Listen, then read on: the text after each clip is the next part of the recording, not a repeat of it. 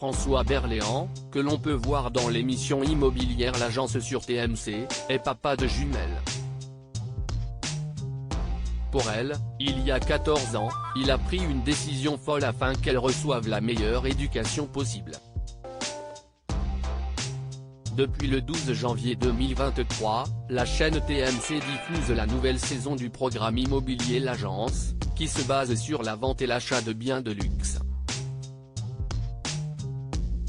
Ce rendez-vous est porté par les très charismatiques Kretz. En effet, à l'agence, on travaille en famille. De fait, à l'écran les téléspectateurs ont pu découvrir Olivier Kretz, son épouse Sandrine et leurs 4 fils. Cette 3e saison a eu de quoi étonner puisque les fans ont aussi pu découvrir l'acteur François Berléand.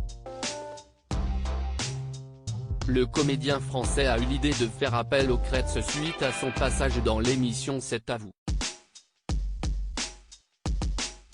En effet, dans l'émission d'Elisabeth Lemoine, il a confié qu'il avait acquis une vieille ferme au Pays Basque, mais que les travaux étaient devenus un cauchemar.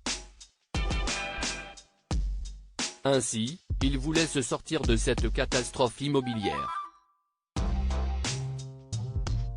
De fait, il va apparaître en fil rouge tout au long de la saison. Pour l'amour de leur fille François Berléand, qui avait des difficultés scolaires, est marié à la romancière Alexia Stresi. Ensemble, ils ont eu des jumelles, Lucie et Adèle, qui ont 14 ans. En octobre 2021, le comédien confiait dans les colonnes de Voici qu'il était un papa un peu à l'ancienne.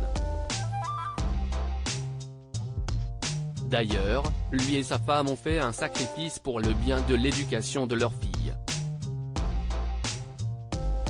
Invitée dans l'émission Ça fait du bien, émission d'Anna Roumanoff sur Europe, en mars 2021, la romancière avait révélé que le couple avait pris une décision assez atypique pour leurs enfants.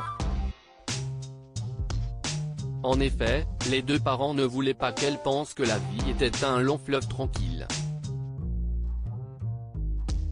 Par conséquent, ils ont voulu leur mettre du plomb dans la tête en déménageant des beaux quartiers de Paris pour s'installer en Seine-Saint-Denis.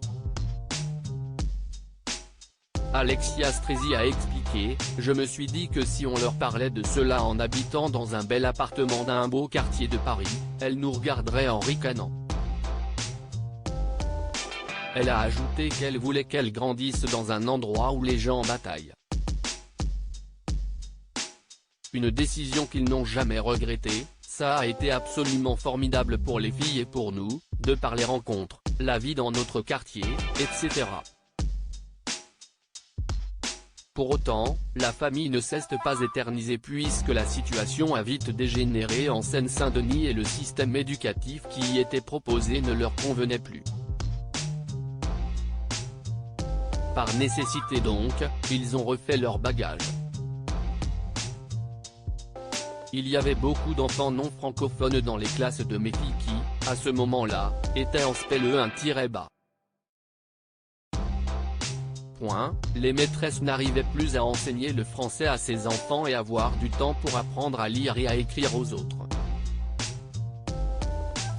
Ils ont au moins le courage du changement.